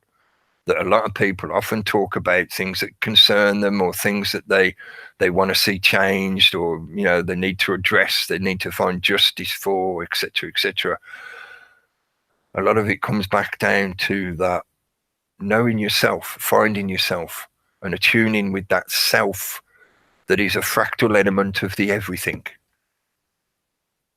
I know it's not exactly a popular point of view at the moment, because you're supposed to have a team leader, whatever particular God you follow. My God's bigger than your God. I follow so-and-so God, therefore the rest of you are all heathens and you live underneath me.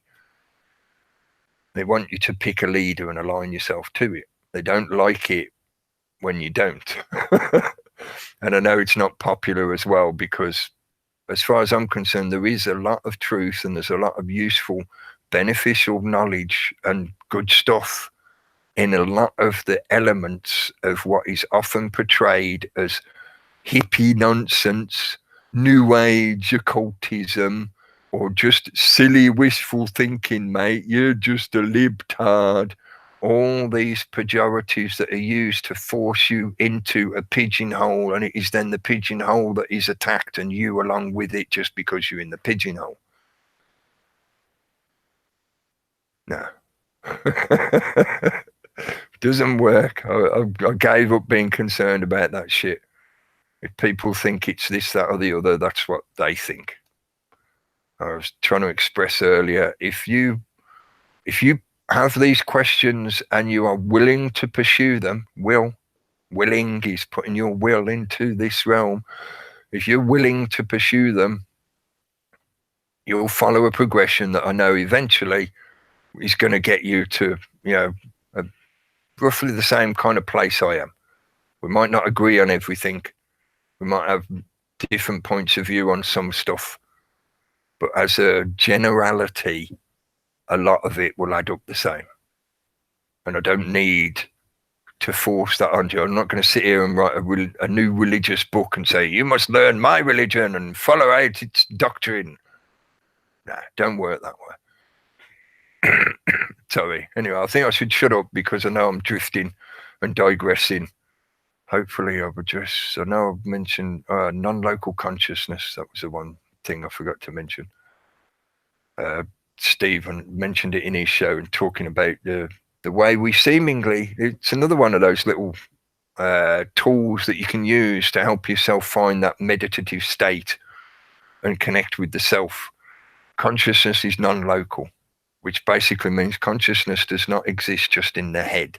There is no part of the brain that is like the conscious nug. That's the little nug where your consciousness comes out. It doesn't work that way.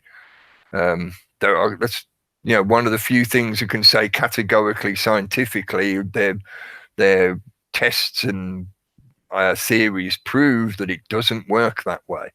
How it works, yeah, that's still up for lots of big arguments, but there is a lot of good evidence. And from a feeling point of view, I agree with that concept that consciousness is non-local. It doesn't exist just in your head. You've got consciousness at the tips of your fingers. You can extend your consciousness if you learn how to do it. You know, some people are very sensitive in different ways.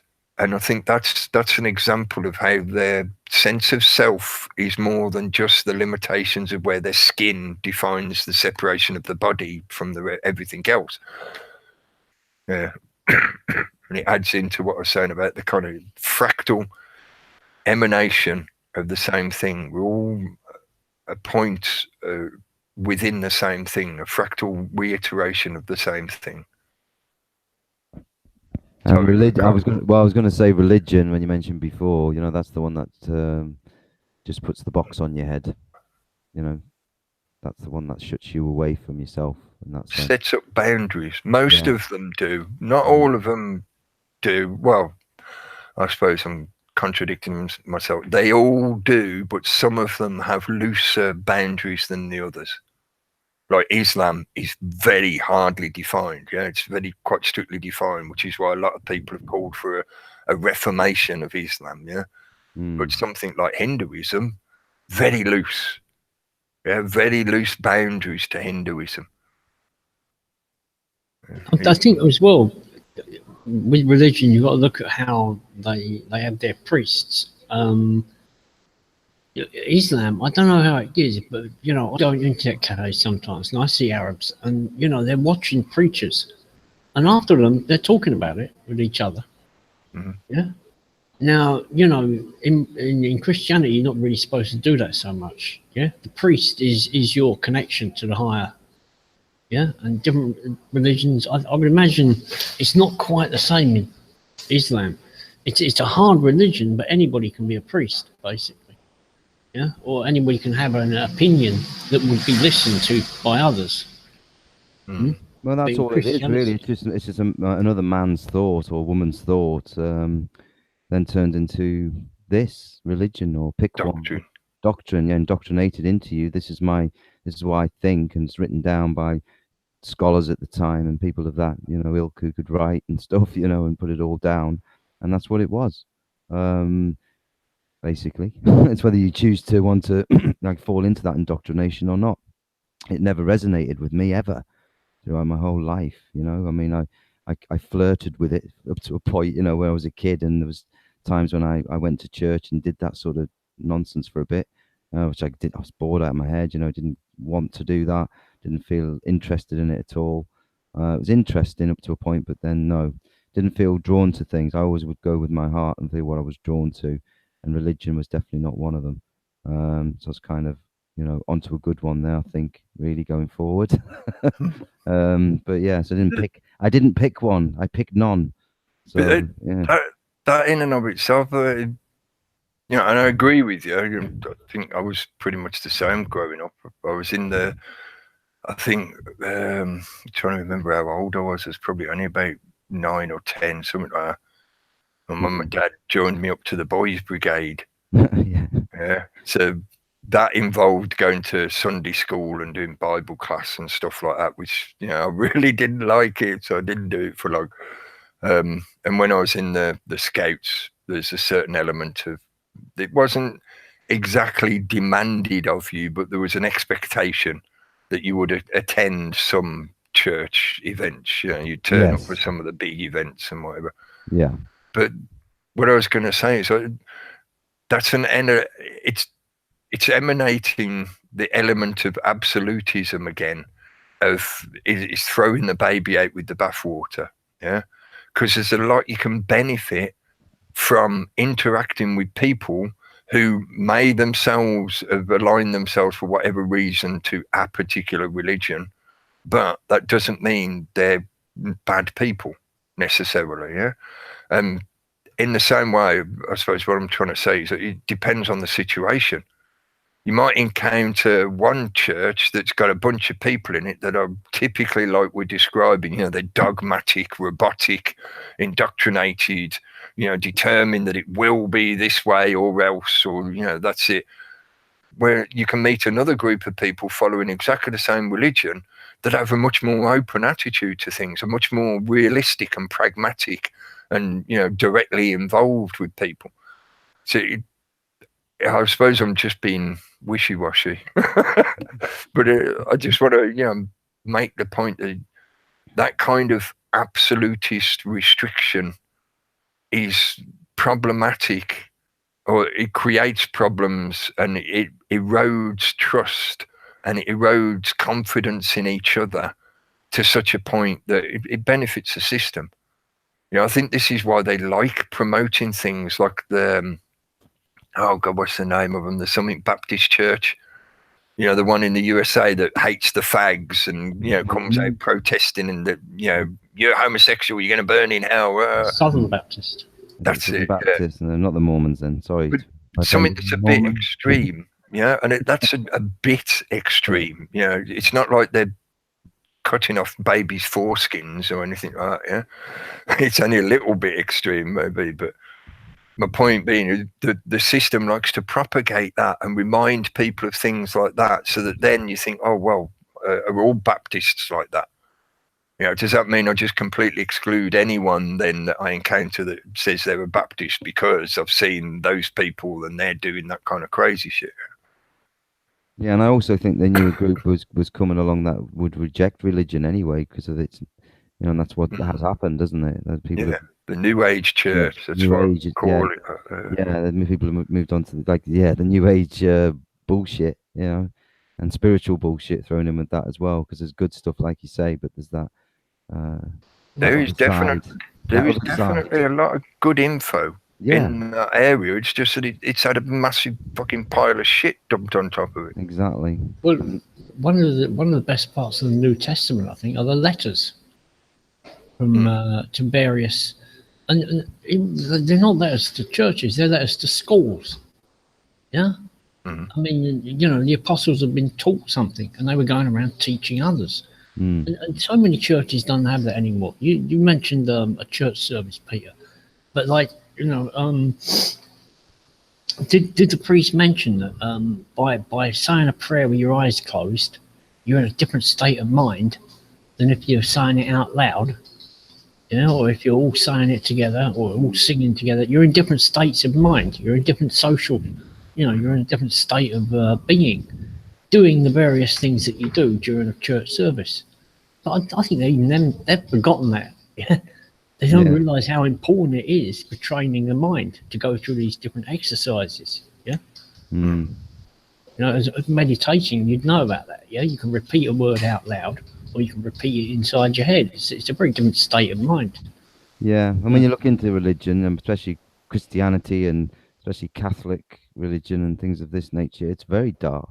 I've looked into lots of stuff which is not good stuff. It is Satanism, almost. It's very dark stuff. It's we see that with all of the paedophilia surrounding the Vatican and priests in general and religion and all this abuse stuff going on, and that's part of this low level Satanism stuff going on. That's all links into it. It's all part of the rituals that they carry out, and we do it without the full knowledge of what we're actually doing. They give us a book which they edited and chopped up and took bits out, and whatever you see the book as, like say, written by a man, there was at one time some even better stuff in the Bible, good, they did take that out, that's a fact. So so that was part of a uprising back in the first century, I think, or was it between 20 and 30 AD, I think. Yeah, something like that. They started trying to eradicate some of the other books.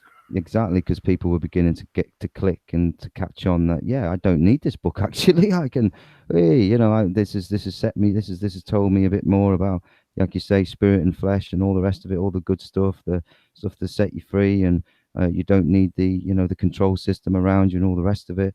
And they didn't want that. That had to be removed. So again, it is this constant, suppression of the people, through religion.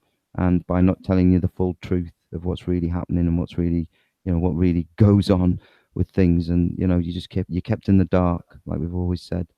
You're saying spirit and body. It reminds me that one of the other elements I thought of adding in my notes, but I left it out to try and give me more space to worry up. But the mind, body, soul, or mind, body, spirit. You know, some people don't like the word soul because they think it means religion. Yeah, the religions are not appropriating all the fucking words, for fuck's sake. Stop letting them do that. Christianity is not the truth; it is a truth. But anyway, sorry, rant aside. Body, mind, soul. The body is your point of experience in this physical thing that we call physical reality. Yeah, you could also call it or describe it as like your flesh suit or space suit. Yeah. Yes, that's the way I like to describe it as well. This is sort of because the reason I thought talking about this was mentioning duality. You know, I described the kind of symbiotic relationship with your point of individuation with everything else. Yeah, that's duality. Yeah, and duality is a very important and major building block of this experience, this reality. But there is also the misconception, and this is fueled by the system because it serves their purpose. Certainly a lot of the occultists push this kind of point of view. Freemasonry pushes this kind of point of view, that there is a separation between the two, between body and spirit. That the body is like a vehicle that is just, you know, discardable. And the spirit inhabits it and steers it like a vehicle, like you getting in your car and driving along. Yeah, and it works as a metaphor or analogy to a certain degree, but it's not exactly accurate, and it reinforces, it gives the idea and reinforces the idea that there is a separation between the two. And I would argue there isn't. There is no separation between body and spirit. They're one and the same thing, just in a different frequency layer. They do that. Yeah, and the reason I say the three, as in mind, body, mind, spirit, the reason I define it as the three, and I think it works better to perceive it in that fashion. The body is that outer layer that interacts with this physical realm. The spirit is your true self or entity, energy that fuels that self, the sense of self that is part of the whole. Your mind is the point at which the two come together. And in that environment, this is why the system propagates a lot of the ideas to do with the forcing the separation, forcing people to forget their connection to the energy of everything and to sever that silver cord that connects your true self back to your physical self, and at the same time confuse the mind, that intermediary symbiotic link, into thinking that it is purely only its body self, its egoic self. Do you see what I mean? Yeah. I was going to say that the duality of the body and the spirit and the mind completes the triumvirate. Completes the triumvirate to connect the two together. They're one and the same. They're not separate. The reason they teach that separation is so they can trick people into thinking that their ego is in fact their spirit. Yeah. And they avoid the third point because that would tell you you've got it wrong. Yeah. I was going to just ask a question as well, or suggest or give my opinion. Outer body experiences, the actual physical sort of outing of your body, which many people have had, including myself. So you've gone through an experience, yeah. So you actually know there's that other, what you call higher spirit self, whatever. You're standing outside, whatever. It's, if you've had one of them, you'll know what I mean. I won't. But it's like, what my point is, it's like having an experience of that separation, actual proper experience of it, and you think, okay, and then you think to yourself, well, when I pass, or when my physical dies, that then self will come out. It's exactly like me. It's just a bit more strange in a sense if it's different. It feels fantastic, by the way, and it's like, oh, that's different. And it's nothing to be frightened of, really. I didn't feel scared until I realized I was actually out of my body, if you know what I mean. And then I woke up with quite a jolt. So, it's that kind of, you know, is this possible kind of, you know, you can't kind of comprehend the sort of experience at the time. But yeah, but anyway, that's something that, again, you know, when then you obviously will, your energy will transmute or transcend, or whatever way you want to describe it. You know, it will change, it will shift, it will go into another type of experience again. You know, we'll experience something else, that of which we, you know, talk about the spirit world, where you go when you died, you talk to dead people. Can you connect to that energy? Well, yeah, you can actually. So, you know, there's again, there's a lot being hidden, a lot being taken, a lot being shifted, a lot being twisted up in your head, to say that you just, like you said, this meat, this lump of flesh, this useless sort of, you're just going to die and rot in the ground kind of attitude to life that some people have. You know, it's not healthy. It's absolutely not useless, because it's when you're in that out of body experience that you realize that to do anything, even to move, means to move with your will and consciously. And we can do that while we're in our body. It's the exact difference between mechanically moving, you know, you see the door, you see people that, you know, they'll get up out of an armchair and they'll go through a door all in one motion and slam it shut behind them, totally asleep, totally mechanical. And then, you know, willing your movements one at a time. So you're actually watching what you're doing, and you place things down consciously. And that's the difference. And that's the energy that you need to move in that spirit body. It has to be a will. Totally. Yeah. It's a, mechanical movement won't get you anywhere. That would it's all interconnected when it's in a view like we are now as humans, you know, connected like we are with all of it together. But the sort of, I say, the actual other experiences, like the sleeping experience we all have, you know, when we sleep, we all have to sleep. You know, we know if we don't sleep, we'll die. Or we will suffer some very mental problems or whatever. You know, we will go crazy if we don't sleep. Sleep deprivation is a known torture technique. So we, you know, we need to sleep. And when we're in that state and we're in that mode, our body and our mind and our whole system changes again. You know, we're in the dream state. We're in a different realm. We're probably are leaving our bodies without even realizing. We're just not aware of it, because we wake up, and the way that they have us programmed within our conscious mind when we're awake is so chaotic. And, you know, that how people forget their dreams or forget things that have been actually, that it's a little voice in the head. I always say, you know, it's like talking to you, say, don't do that, don't do that. You're just ignoring whatever, you know, you're ignoring yourself. Or you may have a dream and it's trying to remind you of something in a symbolic way, but because you're so cluttered with your thinking, you can't think, what the hell's that mean? You know, or whatever. So you can interpret your own dreams. You're halfway there to solve most of your problems in your life, actually. I'm not sure we have to dream.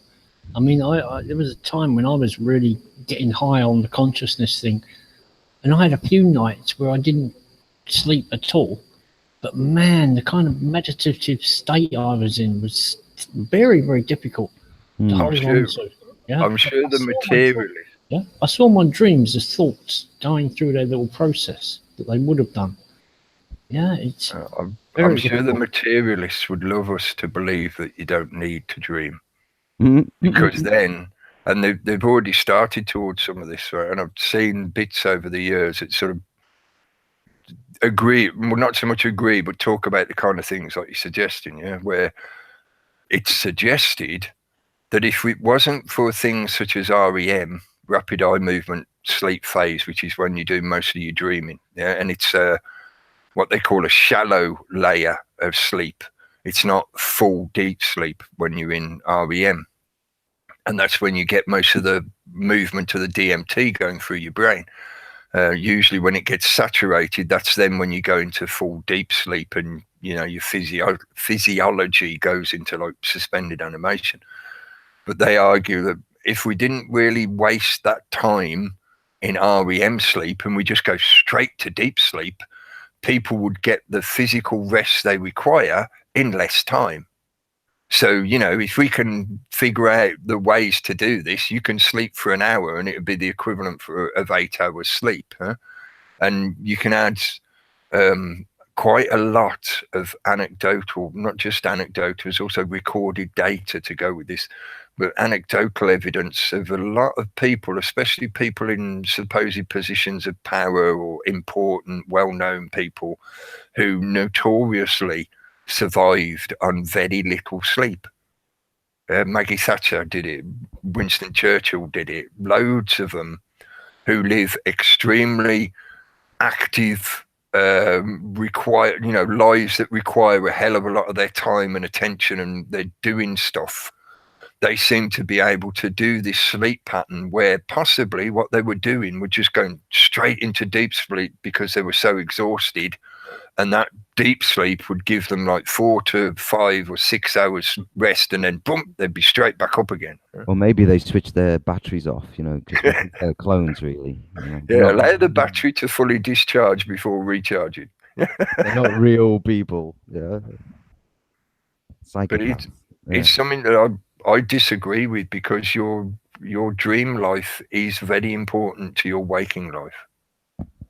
I agree more with the kind of, that perspective that what's going on in the inner self is just as important as what's going on with the outer self, you know, your environment around you. Yeah, absolutely. You have to do that. I've always said that, you know, that's what I've been doing for the past 15 odd years or whatever, doing that kind of work. So, you know, it's not an easy path. I've said that many times on these chats or on my chats on the Wednesday. You know, it's not an easy path. You know, you want, because they've made it so difficult anyway, because everybody's so programmed. So as soon as you get to this kind of information, knowledge, you know, people talk about it all the time. You know, another guy that talks about good stuff is Pockets of the Truth, about this heart thing, which is interesting. You know, it's all Pockets of the Future. Yeah, pockets of the. Can you hear me? Yeah, my mic. Yeah. Sorry, you said Pockets of the Truth. Oh, to say Pockets of the Truth. Yeah. Oh, Pockets of the Future. Sorry. Hello, Mr. Freud. Hello. No, he talks about that as well, and it's like, you know, there's lots of people now talking about this kind of information or stuff that they've experienced themselves, stuff they've practiced in their lives in the past, you know, decade or whatever, and you know, it's where that's where the work has to begin. It has to begin with you, and you know, it can't start anywhere else. Like you say, you've got to know yourself. You've got to do that work, and it's you know, it just has. If that's what you want, you know, you have to. If that's what you know, I want a good life. I want to be a good person. I want to, you know, treat people in a good way and do the good things and all the rest of it. But you know, they make it so that, you know, most people are aggressive, are tetchy, are, you know, carrying out this kind of mentality that we see, you know, which is just this, you know, these are the rules. Just, you know, you've got no sort of recourse to anything these days. It's all locked down, or it's all difficult to protest or get anybody to listen. And it's one of those sorts of situations that we've created over the last, I don't know, that's where we're here right now, you know, in the now. And that sort of information, when you start talking about stuff about yourself, your inner work or whatever, most people are gonna, you know, think, oh, you know, whatever, you know, free, oh, you know, too much thinking, or too much nonsense. What's going on here? But it's whether you want to do this sort of thing. It's whether, you know, it's in you, or whether, you know, it's the time is right. You know, not everybody is right for, you know, some people are only here to have a material experience. I think they're just here to have that. That is what they're here to learn, you know. And then, you know, that's, you know, what will happen when they pop back out, coming like a crying baby again, before they realize what's happened. You know, they're back again. You know, renegade master. You know, so I was going to add in as well. Don't forget the reincarnation question, because I want to. Well, that was the one taken out of the Bible. That was one of the chunks taken out of the Bible about reincarnation back in the time. I mentioned that the uprising that occurred in the world. Yeah. They excluded it. The Council of Nicaea, it was considered far too heretical and disjointed with the normal message that the standard doctrine message that they wanted to put out. Mm-hmm. Don't tell them that they get reincarnated. You'll just confuse the fuck out of them. It is interesting that, you know, depending on what your level of development, it can be a very negative sort of truth to tell to people. You know, all the way from those nutty girls that go, oh, I think we must have met in a previous life. That's exactly my argument, because that's what I was going to add in on what Peter was saying, or, you know, say my piece was this is why I often talk about that period during the 60s, because I think that's when they codified it into what I refer to as the New Age Church, where even though supposedly it's not a religion per se, there are certain elements that have become part of the doctrine, the dogma, that just gets passed on again and again and again and never really seems to get questioned or thought about. You know, so that's just like fucking religion. You know, standard religion says, here's the dogma. Don't bother thinking about it. Just learn it and repeat it, and you'll be one of the faithful. All right. And they're doing exactly the same shit with ideas like that. But you say dogma, but I've mentioned before there are 3 ideas that in my life, even as a child, made sense. The idea of God, the idea of evolution, and the idea of reincarnation. I mean, as soon as they're explained to me what they are, you know, I literally snap my fingers and go, yeah, that's a part of it. That's a part of the big picture. Yeah. I knew without having to be a part of any dogma. So for me, dogma as in the way, dogma just means something that is not questioned, it's just learned and repeated.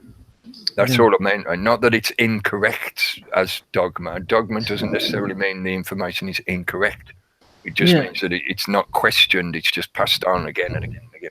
Yeah, but I think, the point I was trying to make is the biggest truths are so obvious that I think people know them already.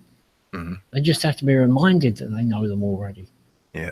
And then the dogma, whatever part of it is wrong, will be ignored. Perhaps. Yeah. Yeah, I agree with you. Yeah. Most of the time, that's what I've found. I felt very much that I've spent probably the last 30 years remembering things, not learning new stuff. Most of it has been unlearning. Yeah, seeing through the bullshit that I was taught in school. That's unlearning. That's deprogramming. Yeah. That's the removal of the illusion of the egoic self that believed their bullshit and went off and joined the military forces thinking I was doing the right thing, mate. That's how strong the programming is, though, you see.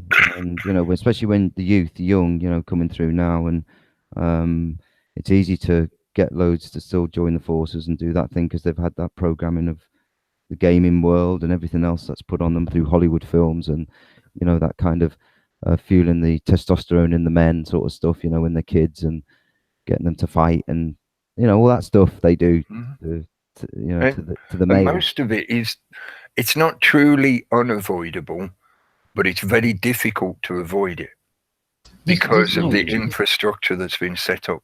Yeah. And there are no alternatives, no real alternatives. Yeah, I mean, you get these kids that go and ride motorbikes, and then they go and ride cross-country motorbikes, or people that, you know, climb mountains. But you know, youth of that age need a challenge. They need to go out and challenge themselves, and they've deliberately made sure there aren't really any challenges. Yeah, not unless you go into some kind of little niche. Yeah, and they're usually quite expensive. Replacing the hunt.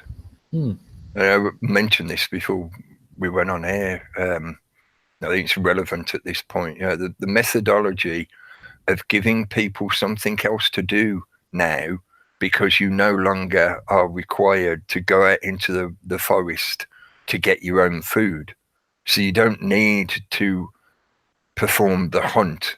You know, and I'm not going to get into an argument about vegetarianism and whatever. I'm referring to hunt as in that way that you go into the world to seek the resources you need for your own survival, your very survival. Yeah, that was part of our psychology for 200,000 years, that we did that every day, day in, day out. Probably we would be doing some kind of function like that within our lives.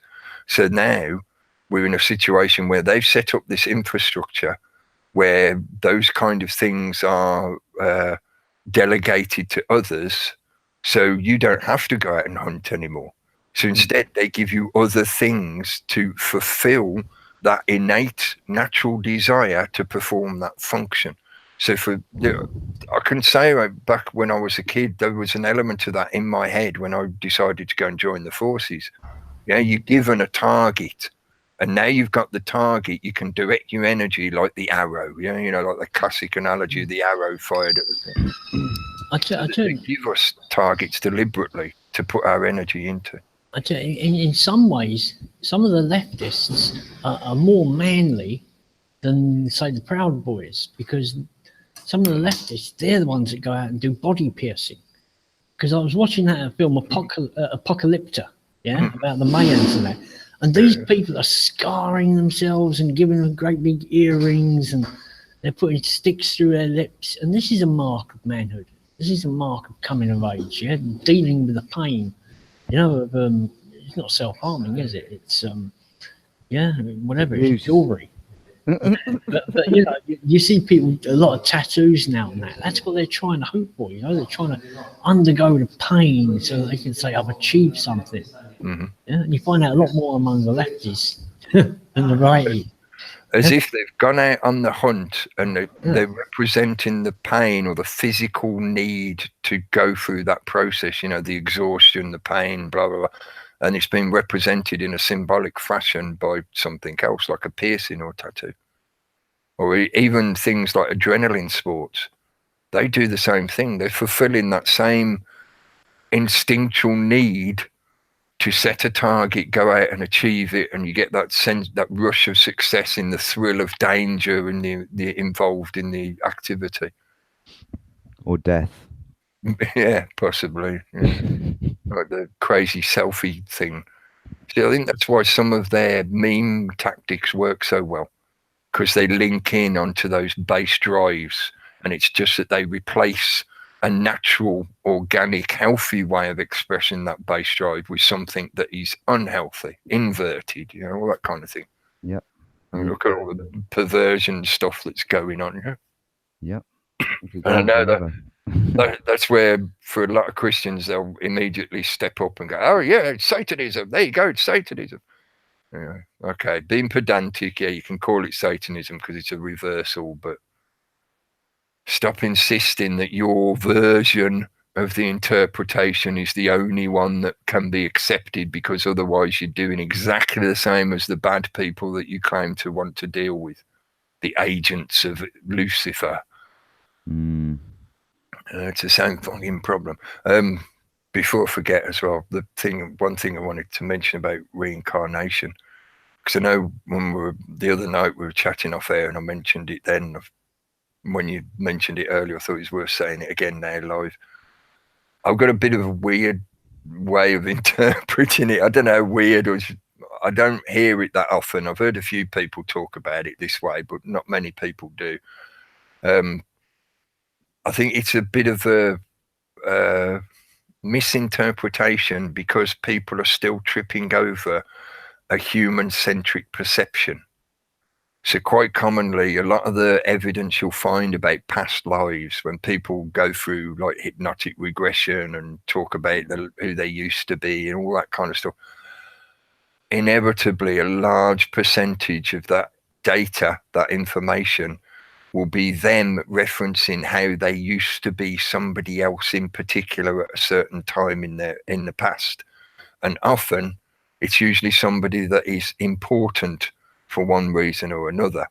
And it becomes very much a cliche that the system is quite happily propagating, you know, "Oh, you believe in past lives, mate. Who were you? Were you Napoleon? Oh, were you Jesus? Oh." Yeah, and it gets silly in that kind of sense. Yeah?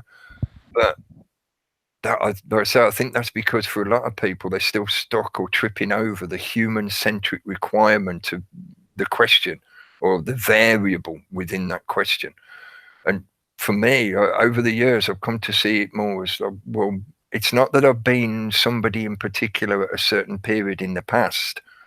If what I was talking about earlier, where you are a fractal iteration of the same thing, then in the progress of that, in the emanation of that, you will have been everyone. Not just one person or a few people, you would have been everyone at some point, because we experience time in this realm. But the everything, the outside of that, the creator, God, whatever you want to call it, that, whatever it is, doesn't experience time. So for them, and them not in the modern gender pronoun sense, but for it experiences everything all at once. So it doesn't see you, "Oh, there's Cookie. Cookie's just appeared at the Earth-related time date of whatever it was day when I was born. Yeah, no, and he lives for however long, and then poof, he's gone again. You know, but his energy has been there, and it's been there, and it's been." It doesn't work that way. It's everything all at once. So you've not only been you've been everybody else in existence ever. both in the past and yet to come. Because for that, good night, Gary. Sorry, mate. I was Cheers, Gary. see you waving for a sec. He's gone. So, yeah. In that timeless realm of the everything, you're not just going round the Mobius loop once. You're going round it forever, which means at some point you will have been everyone. So, I've got like I said, I've got a different perspective on that question of reincarnation. So, have you been here before? Yes. Many, many, many times, and I will be back again. And I feel, to me, that's a knowing thing. It's not a faith of, oh, just believe without any evidence, without question. It's a knowing thing through a progression of questioning and looking at answers that are available. There's no singular direct answer that, it's not like there's a book somewhere that has a proof that says, yes, this happens and then that happens. No, but you look at this kind of stuff over a period of time and you correlate it to observing the natural world and the cycles within this environment, this thing that we call physical reality. To me, the two go together. One equals the other. It would not be possible to have all of this without the reality also including that, call it esoteric element. It's not just esoteric, it's exoteric as well, but hopefully people get what I mean. Your sense of individuation is required for you to process through this realm, this experience that is defined within the realm that we call physical reality, physical existence. But that doesn't mean you're not going round them again more than once. So it's a little bit like kind of, the karmic wheel Hindu sort of, and Buddhist, but Eastern tradition, and the native peoples of the Americas have somewhat of a similar concept as well. But Cookie, I've got a load more things I want to discuss with you, but I'm just looking at the time, and I've got to get up in the morning and go to work. Yeah. So I'm gonna have to get off in a bit. But yeah, it's one of those topics where once you get going. Yes, I know. I could talk till 2 in the morning. This could go on till if I wasn't having to get up early tomorrow. But, yeah, it's been fascinating stuff, and we should talk about this a little bit more and get more into it and stuff as well. I'm sure people would enjoy it. I'm quite happy to talk about this kind of stuff. It's just that I do want to also keep a level of pragmatism, which means we're not just ignoring the stuff that's going on in day-to-day life, because it obviously has an effect and an influence on everyone. Yeah. But for me, it is important to cover these questions and subjects, because I feel very much like I was ranting about earlier, if you're going to find the root and deal with the root of the problem, I feel strongly that a major part of that is this illusion of separation and materialism that the system quite happily pushes on people constantly. Yeah. And the separation from the self is the same methodology of them keeping us separate from each other. They just make you doubt other people, be suspicious, be afraid, be whatever, and it creates separations that benefit them. So yeah, it's definitely worth talking about. Yeah, well, thanks for tonight anyway. We will come back to it again, I know we will. Yeah. At some point. Yeah. We will be back round again. Maybe I'll have a different shirt on again that time, yeah. I'll be a different somebody. Maybe I'll put my jumper on instead. I'll put me Angora knit jumper on and I can be Angora self instead. And I saw, thanks to everyone in the chat, I saw that the chat was rolling by quite quickly, so I didn't really get the opportunity to read into it and say hi to everyone. So apologies for that. It was very busy in there. I was reading quite a lot of the chat before when you were talking. Yeah, well, there's loads, and it's loads of good stuff in there as well. Loads of good chat in there. Loads of good stuff. So I'm not going to try reading out a roll call because there's been quite a few people out in there, and I really don't like it when, you know, there's that sense of favoritism and you forget to mention someone or you miss their name in the chat or something, and then they feel left out, or other people feel more included because you mentioned them, and so instead I'll take the easy option out. I'll take the path of least resistance and say, I ain't going to mention any of you, sod ya. But yeah, I'll mention you in en masse, and thank you very much for coming and joining in the chat. And I'm confident there's going to be loads of really good stuff in there, so I look forward to reading through it afterwards. Although by the looks of it, my chat box only goes back as far as 9:30ish, 9:36, 38, 9:38. So I'll have to watch the video back and see the live chat roll up while it's going to get everything that's been posted. But I will do that. I always do. I always read back through the chats because there's always good stuff in there. That's part of that communication. Everything's communicating and transforming constantly. That's part of the spiritual philosophy I have about life. On life is everything is going through some form of transformation, and that means everything is in communication, because communication is a process of passing information from one point to another. So if something is one shape at one point and then it goes through some kind of transformation, its energy moves into something else, it's communicated from here to there. And that's the experience of linear progression, time. Whoa. Anyway, yeah, enough. Before I go on for hours more. Thanks for listening, folks. Thanks for tuning in. Please tune in again tomorrow, Raconteur News. Wednesday night, we'll be back on Reality Chat on Pete's channel, Reality Chat channel. Saturday, Steve will be on with the mystery show. I'm not sure when Jeff's going to do another show, possibly next Friday, not the Friday coming, but Friday next after Halloween. It's not this week, it's next week, Halloween. So yeah, he might do that.